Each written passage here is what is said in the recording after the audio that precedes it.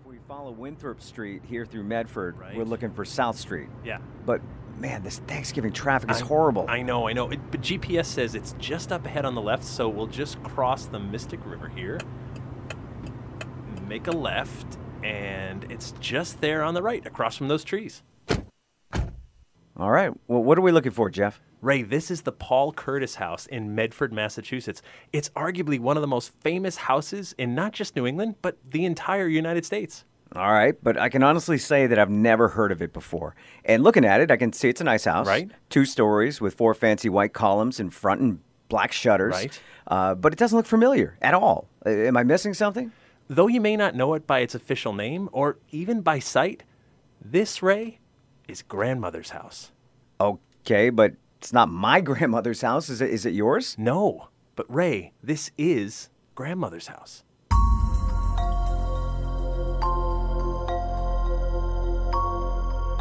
I'm Jeff Belanger, and welcome to the New England Legends Thanksgiving Day Special. And I'm Ray Auger. Happy Thanksgiving, everybody. Happy Thanksgiving, Ray. If you give us about 10 minutes, thank you, Jeff, by the way. If you give us about 10 minutes, we'll give you something strange to talk about today while you sit around stuffing your face and eating too much turkey dinner.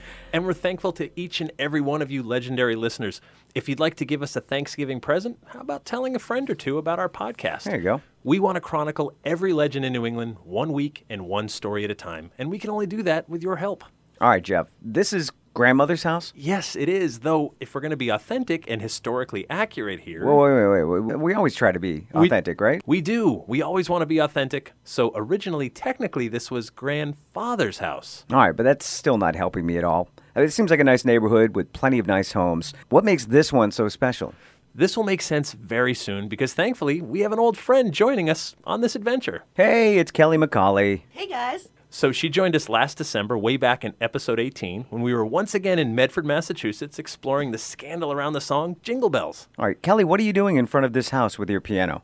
Hey, I thought I'd play a song for you. Are you ready to sing along, Ray? Jeff, how can I do that when I don't even know why we're here or what song we're going to sing? Okay, give it a second. I bet you do know it.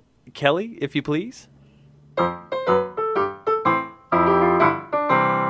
Over the river and through the woods to grandmother's house we go. The horse knows a way to carry the sleigh through the white and drifting snow. Oh! Wait. Isn't this a Christmas song? No, it isn't. That change came later. This song got its start as a poem called The New England Boys' Song About Thanksgiving Day. Oh. It was originally published in 1844 by Lydia Child in a book of poems called Flowers for Children, Volume 2. I looked into Lydia Child. Okay. She was quite a woman. She was born here in Medford back in 1802. She was an abolitionist fighting against slavery. Okay. She fought for women's rights, Native American rights, and she was a writer of fiction, nonfiction, and poetry. Got it. Very prolific. She explored many social themes, especially in regards to injustices of the day. And she also took a great interest in children, though she never had any of her own. If you look at all of her various publications, she covered a lot of ground throughout her life, but the one work we know her best for is this simple poem about Thanksgiving Day. Lydia Child recalled memories of her own childhood when she and her family would take a horse-drawn sleigh over the river. That's the Mystic River. Right over there, right? Through the woods, all the way here to her grandfather's house. The woods are all gone now. Yeah. It's a developed neighborhood, except for a few clumps of trees by the riverbank. She had these fond memories of coming here for Thanksgiving as a kid and captured the feeling of that holiday trip to see your grandparents. This house, though, What about it? it doesn't seem old enough to fit the time period of Lydia Child's childhood. You know, you do have a point. The Paul Curtis House sits on the National Register of Historic Places. According to its filing, it was built in 1839, which would mean Lydia Child's was 37 at the time. Oh, good eye, Ray. Paul Curtis was a local shipbuilder who purchased this land in 1839. But if we check out this plaque right here at your feet in front of the house, we get a little more of the story. I didn't even see it there. I know, you could almost miss it. But the plaque explains how Paul Curtis built off the existing farmhouse that was here in the early 1800s to create this much larger dwelling, which includes this portico that looks a little bit like the White House in Washington, D.C. with its columns. Now, the house was purchased by Tufts University in 1976 and fully restored, and now, of course, it sits on the Registry of Historic Places. All right, so grandfather's house is buried back there somewhere. Right. All right, something else doesn't sit quite right with this poem or song. Well, what's that? Snow is a predominant theme in this song. Sure. White and drifting snow. Of course, yeah. How the wind does blow, and all things like that. Now, I'm born and raised in New England. Right, as am I. Yeah, not that far from Medford, actually. And I don't usually associate Thanksgiving with snow. Okay, fair enough. I mean, I know it happens, but technically winter is just about like a month away. That's very true. It's rare to get any kind of drifting snow around here before January. Right. So I did some digging, and I learned that during Lydia Child's youngest years, New England, and really the whole world, was in something climatologists call the Little Ice Age. The Little Ice Age. I know. From roughly 1300 AD to about 1850, the world was in this cooling period. And comparing global temperatures now to then, we're talking about a 1.5 Celsius degree difference. And while that doesn't sound like much, it's enough to make larger ice caps, more snow than rain, plus longer, cooler winters. So snow on Thanksgiving used to be more the norm than now.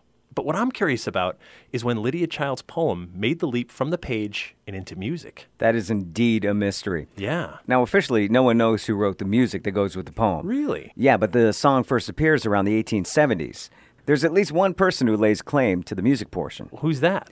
In 1897, the Reverend Edward Trotter publishes a book of carols that includes Over the River and Through the Woods. Okay. Trotter lists himself as the composer in the book. So does that solve the mystery? Was it Trotter? Well, the problem is, in this book, Trotter also lists himself as the composer for the first Noel, Okay. as well as several other traditional holiday tunes in his collection. Gotcha. Now, considering the first Noel dates back to the 1820s, it would appear as though the good Reverend is fibbing. And if he's fibbing about this, who knows what else he's fibbing about? Exactly.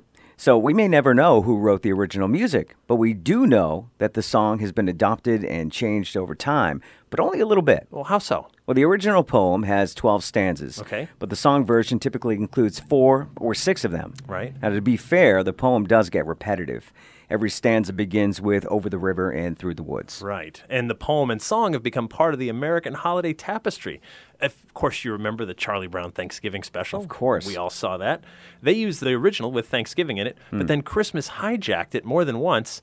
And all of it started based on memories formed inside this house in front of us here in Medford, Massachusetts. And what kid can't relate to the memories of traveling to your grandparents' house for a holiday dinner complete with pumpkin pie? The song is a legend, which is why we still keep it around, and a big part of the reason we still care about this house on South Street in Medford. What do you think, Ray? Should we go out on the original 2 verses of this New England legend? Absolutely. I'm ready whenever Kelley is. Over the river and through the wood to grandfather's house we go. The horse knows the way to carry the sleigh through the white and drifted snow. Oh, over the river and through the wood to grandfather's house away. We would not stop for dollar top, for 'tis Thanksgiving Day.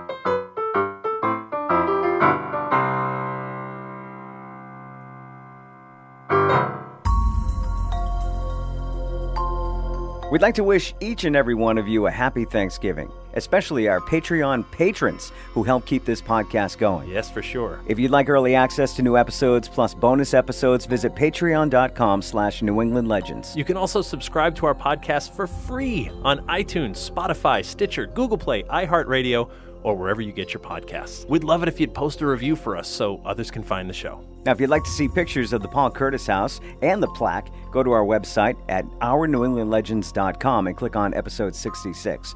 Our theme music is by John Judd, and we'd like to thank Kelley McCauley for joining us on piano for this week's adventure. Thank you, Kelley. Until next time, remember, the bazaar is closer than you think. Happy Thanksgiving!